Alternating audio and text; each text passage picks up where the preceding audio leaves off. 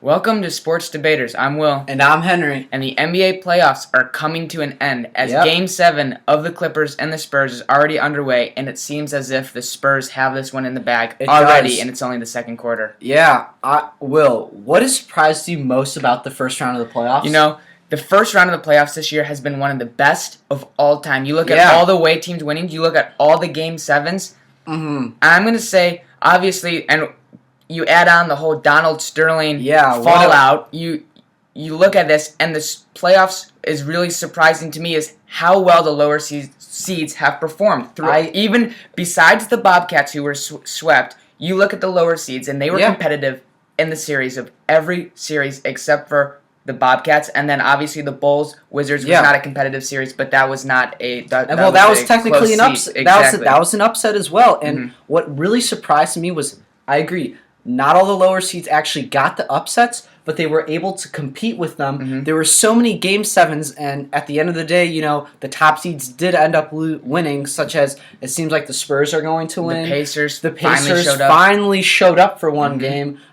I'm confident, though, that they're going to get upset in the second round. We'll talk about that later. I mean, you look at all the teams being competitive. You look at all the overtimes, all the close games. You look at the Houston Rockets, Portland Trailblazers series, one of the best. You look at Damian Lillard. I mean, what a shot! Exactly. You just look at all of these. Was there a bad game in any of these series? And there was probably one in each series, really. Yeah, I mean, I think by far the most disappointing series was the Bulls Wizards. Absolutely. I was expecting my Bulls to actually get out of this round quite easily. But we were very wrong. We said that Nene was not going to be able to do anything, and the Bulls bigs were going to be able to dominate the Wizards bigs, and it was the opposite. Yeah, it was the exact opposite. I mean, Nene kind of threw it back. He did a little throwback from his prime, in, the days of the Nuggets, and he really showed up. I really like the Wizards. I think that their backcourt with the combination of Bradley Beal and John Wall will be one for the ages. It's going to be around for the next decade. Watch out for them. And in the Western Conference, you look at a very, very talented Clippers team now has the support of the entire league and really the entire country. Do you think that they can win it all or possibly make it to the finals, Henry? That's kind of what's been my favorite story is the Clippers and the team coming together through all this adversity of their owner, Donald Sterling, of what the ridiculous and outlandish comments he made this past week, and being able to defeat the Golden State Warriors. There's no better story than that. Absolutely. And I think that this could propel them to win the title. I mean, you look at it, and everyone knows about the Los Angeles Clippers now. Everyone is tuned into them. The whole league. I mean, you look at the Miami Heat doing subbing, you look at the Portland Trailblazers, the Houston Rockets, all supporting the Los Angeles Clippers. Everyone coming together and fighting a cause that is way bigger than basketball, which is equality. Absolutely. And you look at the entire nation. This has been a huge headline in really all of the world, and you have them all supporting the Clippers to now propel a very, very talented team, as we saw them beat a very good Golden State Warriors team. Yeah, which was that Game 7 was last night. I was watching it. Stephen Curry, I swear, I feel so sorry for this man, considering how well he has played this series, yet they could not get past the first round. I think that if they had Andrew Bogut in this series, it would be a different series. I agree with you. They were dominating the low post. Blake Griffin had his way. David Lee, I mean, he's a great big man, but he cannot defend two people at the same time. But let's not forget, Draymond Green had himself one heck of a series for the Warriors, and consistently getting double-digit points and rebounds. I didn't realize he's kind of a stretch four player. He can shoot, and I learned that from last night. He had over 18 points, and he shot like 4 or 5 career high. Yeah, he played fantastic, but I don't think that they had enough depth. And this comes to our next question: what do you think the Golden State Warriors have to do to get better for next season? Do you think they're gonna fire their coach? That's a good question, and I think it would be absolutely horrible. It would be an awful mistake by the Warriors if they fire Mark Jackson. And my reason is simple. If you look at Mark Jackson's 3 seasons as the Golden State Warriors coach, he has improved their record each season. It continues to get better. But the bad part for him is the Western Conference continues to get better. I know. And that's not his fault. He's done what's asked of him. His job is to make the team better. He's improved their record. You can't fire him for doing that. He won more than 50 games this year, and you're going to fire him? That just seems outrageous. But you have to understand that the mindset of these NBA owners. Look at George Karl, NBA Coach of the Year last year, gets fired. That doesn't make any sense to me. It doesn't. How does the best coach of the year get fired? It doesn't. Well, that's the NBA for you, so it would not surprise me, but I'm in the same boat with you. I think it would be a huge mistake. He is a great coach. He is a player's coach. He is a motivational speaker. And I don't think. And my question is, who else do you want? Do you want Steve Kerr? Well, it seems like he's going to go to the Knicks. Right, and that's going to be my next question. If the Oklahoma City Thunder lost last night, many would say Scott Brooks would be on the hot seat. Another huge mistake to fire him. I actually would disagree with this. You look at a coach that has Russell Westbrook and Kevin Durant, and he cannot get out of the first round. I say, I don't know how that's possible. How can you have the best player in the league and arguably the best point guard in the league and not get out of the first round? Well, see, that's where I disagree with you. I don't think Russell Westbrook is nowhere near one of the best players in the league because, yes, he can score the ball, but the point of the whole position of the point guard is to be a facilitator, and I don't think Russell Westbrook does the best at that. They don't necessarily go well together, and I think that they are very young, and that's part of the reason that they're having these early round troubles. I don't think that they're young anymore. I mean, you look at the Thunder, and they've been together for a while. They went to the NBA championship, 2-3 years ago? I understand that, but it was 2 years ago, and yes, but they're still in their young 20s. And so, yes, they may have been around for 4 or 5 years, but those extra years, they can really use them. And I think that Scott Brooks is a great coach, and I think it would be a mistake to fire him because I don't know who else you can get. I would have loved to see Steve Kerr go to the Thunder, but obviously that's most likely not going to happen. And I think that Steve Kerr is going to stay true to his background and his friends, and that's why I think that he'll stay with Phil Jackson, even though the Knicks are not a good situation to go to. You look at the Pacers coach, Frank Vogel, and he was probably in the same predicament as Scott Brooks. If they didn't make it out of the first round, he would have probably been fired, and that would have made sense. You look at the Pacers being absolutely horrible the past month. And just like how embarrassing it is for them. They were playing fantastic this whole year, yet you can't show up for the playoffs, and you not even that for the last month of the season. Exactly, and you lose to the Atlanta Hawks without Al Horford. Without Al Horford, I mean, and I don't even think the Atlanta Hawks are a playoff team in my opinion. Well, they're not. You look at their record compared to the sub 500 by quite a few games. And then you look at the Western Conference, and the Dallas Mavericks have almost 50 wins. They had 48 this year. Yeah, and you see teams like the Suns that are way above 500 that can't even make the playoffs. Exactly. I mean, that's really the huge discrepancy between the Eastern and Western Conference. This year, which makes it you look at it more exciting playoffs in the Western Conference, but you look at it and you say, wow, these teams in the Eastern Conference,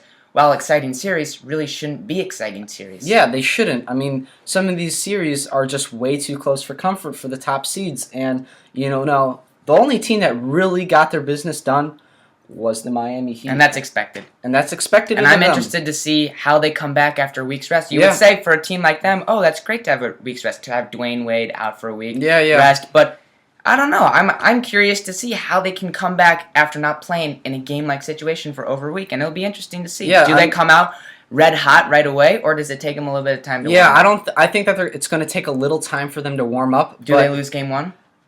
It wouldn't surprise me. Just like last year, you see that they got all that time off, and then they had to play the Bulls, and guess what? The Bulls shocked them in the round one. And then they won. Nate Robinson had a great game, but you know what? They found their stroke, and they won the next 4 games. Absolutely. So, let me ask you this, Henry. The report came out yesterday that indicated Kevin Durant winning the MVP. Yeah. Touched on this last week. Right pick. It is the right pick. Yep. I mean, he's had by far the best season, and I don't think that you could give it to LeBron James another year. I mean, not this. I mean, just the way Durant's played all year. He's had a subpar year. I mean, obviously it's not subpar, but for his standards, it somewhat is. But you know what?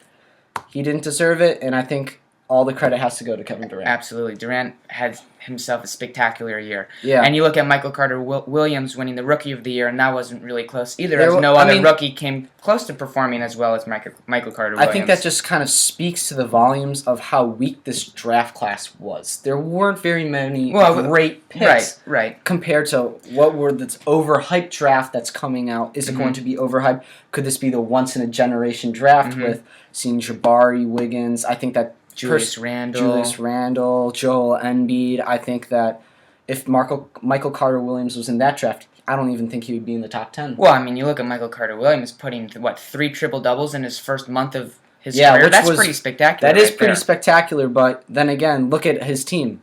It's 76ers. But they did have Evan And that's- Turner at the time. Well, I understand, but the best basketball players win games, and Yep, he wasn't able to propel his team to win any. I agree.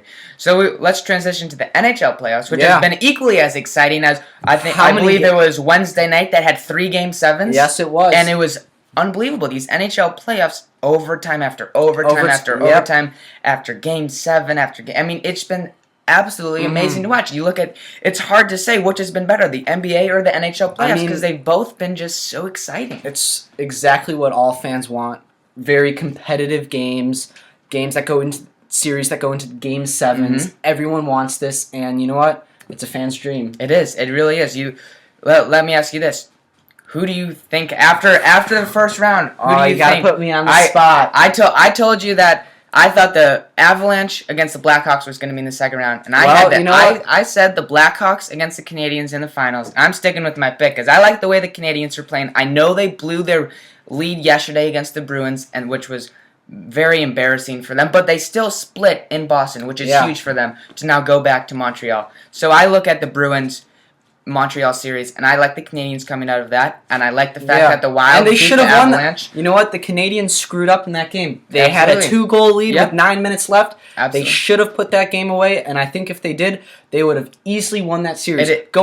Winning 2 games away from your home in the first 2 games, that almost all but guarantees you the next round. Absolutely, but the Wild beat the Avalanche, which was a bit of an upset, but Yeah. they beat the Avalanche, so they're obviously a good team. The competitive series for the Blackhawks, but I'm sticking with this. I'm sticking with this one. You're sticking with the Blackhawks. I agree with you. I think the Blackhawks are too good and too talented, which they showed in the first game, and I believe the second game's going on right now, and they're winning in that one too. So I think that this game will go to 5. You do? You think it'll go? You think this series will go to 5? I think the Wild will be able to win Game 3 or Game 4, and then the Blackhawks will take it away at home. How about the Kings doing it 2 years in a row? 3-0. They come back. What is it about the Kings that? Well, they have a fantastic goalie. That's why. Brian Quick. They What do. a monster. He had a couple of subpar games in the first part of the series, but he has just put on a show.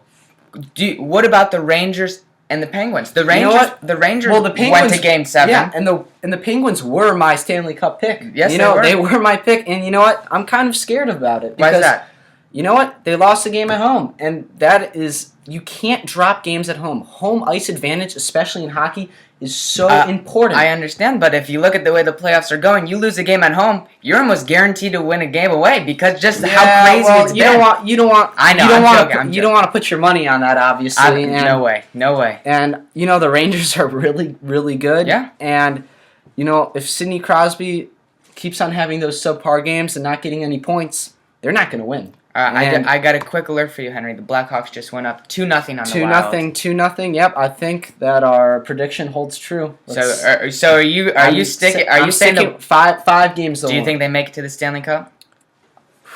Man, what a series it would be between the Blackhawks. You said you're Penguins. You said you're nervous between the Penguins.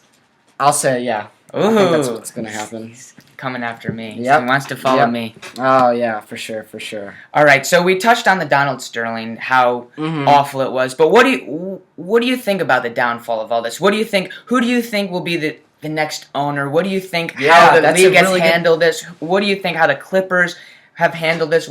Doc Rivers maybe not returning next year. Well, I think he's going to return. I do too now, but he seems a lot more confident in his position now, considering Sterling has been suspended for life, and it sounds like he's going to have to sell his team. Yeah. But my question about all this is that if Donald Sterling decides to sue the NBA, which he most likely will, he's known for this. That's how he made all of his money. Yep. He was through being a lawyer.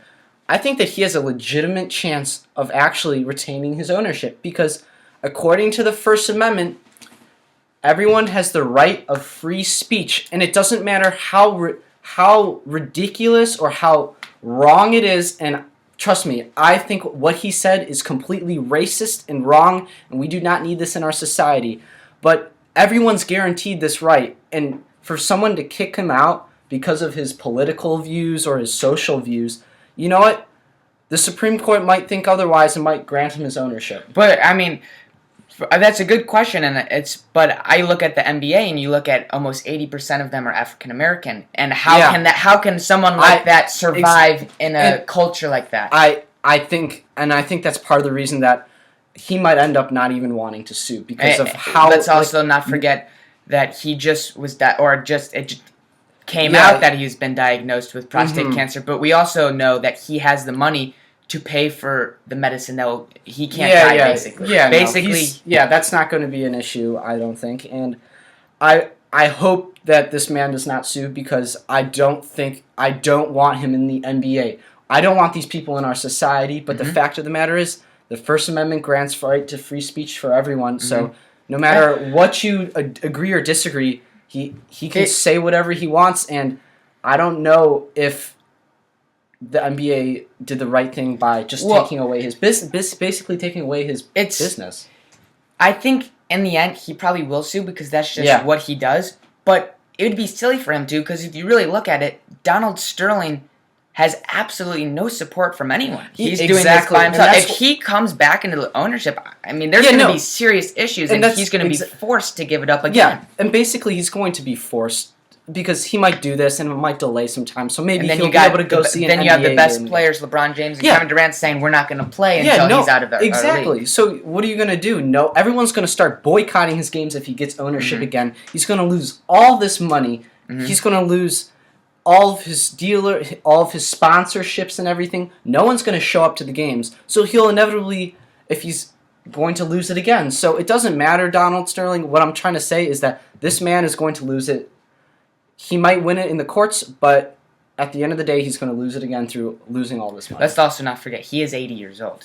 So he's not going to be around for much longer, and I think that the NBA would be a better place without him. Absolutely, I 100% agree. And let's look at the list of names that have come out and saying they potentially want to buy the Clippers. You look at Floyd Mayweather, you look at Oprah Winfrey, you look at rappers Rick Ross and Sean Combs. I think the most interesting is Magic Johnson. Magic Johnson's group has said that they would be with the Guggenheim brothers. That would be very interesting. Very, very interesting. And let's not forget that this whole thing started because of Magic Johnson. Yeah, because he commented about Magic Johnson. Sterling's girlfriend posted a picture with Magic Johnson. And that's how it all started. That would be quite funny and ironic if he's the one who ends up buying the team. I think a lot of people are rooting for Magic Johnson. I'm rooting for him too. I love Magic Johnson. He is, I think, a great spokesperson for basketball. He knows his stuff. He's a great representative. He loves the game, and that's what you want from your owners. And you know what? I am rooting for him, and I want him to get this. But I think it would be interesting if he ends up buying this. Is that he would have to face the Clippers? He would have to face the Lakers, and that's his true team. So it would be something to look after. I mean, there's a lot of famous people. Yeah. Saying they want to buy the Clippers. I mean, think about it. A lot of these people live in LA. It's a great market. Absolutely. A lot of famous people live there. A very good team. You're not rebuilding a team. Yeah, no, you're not getting a rebuilding team. You're getting superstars with Blake Griffin and Chris Paul. So absolutely. What more can you want? You look at this, and this will go on for a little bit probably. Oh, yeah. It will be interesting to see how it ends, really. Yeah. That's what all I have to say. So, last week, Kentucky had a bunch of their players announced their intentions for next year. Some returning, some declaring. Yep, you look at James Young and Julius Randle declaring, but then you look at the Harrison twins. Exactly, the Harrison twins returning. Yep. You look at Alex Poitras returning. You look at Willie Cauley-Stein returning. I mean, you look at this Kentucky roster. You have Willie Cauley-Stein, a 7-footer. You have Marcus Lee, a 7-footer. You have Dakari Johnson, a 7-footer. Let's not forget that Kentucky's adding 4 top 25 recruits, including the Gatorade Player of the Year, Ricky Towns Jr., who was 6'11". Yeah, I believe that they have the second best recruiting class coming in, so they're going to be completely stacked once again. And you know what? I mean, it's going to be a crazy year.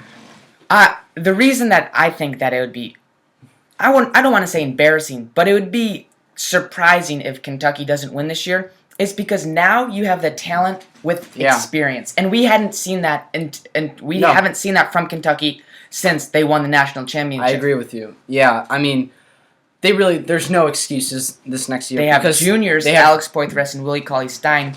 Yeah. And now they have juniors, sophomores, and these sophomores and juniors, they are extremely talented too. Exactly. And you also look at it as this year's class had so much pressure on them. They did. Preseason number 1 before even playing one game of college basketball. This year's class, I would be surprised if more than one freshman started. Yeah, really. And everyone's also talking about Duke. There's no pressure on these freshmen like there were last year. All the pressure, there's no pressure on these kids coming in to perform at a certain level because they know they have juniors and sophomores ahead of them and who they're going to have to learn from. And that's why Kentucky's going to win this year. And I think part of the reason why that Kentucky went so far this year was because come tournament time, everyone, they counted them off. They didn't have any of the pressure. And you know what? They snuck into the Final Four. Exactly. They were an 8 seed. Imagine if they had gone undefeated. No way do they make it to the national championship. No, because they're overhyped, and you know what? They're freshmen, and they're not able to deal with the pressure. Absolutely, and that's why I think that this year Kentucky will be probably the best team that we have seen in this decade, really. Because you look at it. Well, we also have to understand we're just looking at the talent aspect. But talent and experience. That's the key. I understand, but we haven't seen a game with all these players playing in the same time. So most of them, because this is basically the same starting lineup. Yeah, but there's four new players coming in. My point is that these 4 new players most likely aren't going to start. Maybe one of them will. But they still all have to gel with, and they're still going to get playing time. The starting unit won't have the same pressure. Yeah. Okay. They'll be able to learn from the Harrison twins, from Willie Cauley-Stein, from Alex Poitras. Exactly. Dude, this year's freshman class had no one to learn from. They're learning from walk-on seniors, and that's not. I mean, and they're not experienced. So they don't know. So now they have role models to look after. They have someone. That's why I think that they're going to be so good. And then let's not forget, as much I know a lot of people hate him, but John Calipari is a heck of a coach. You know what? People have been saying that all he does is recruit, which is true in some aspects, but you know what? He's a great coach too, and I think he's been able to really mine the talent and produce pretty good draft prospects. Absolutely. All right, Henry. That's all. Yeah, that is all we have for today, folks. Please follow us on Twitter, follow us on Instagram, like us on Facebook, and check out our podcast on our website, usdebaters.com. And for now, see ya. Bye.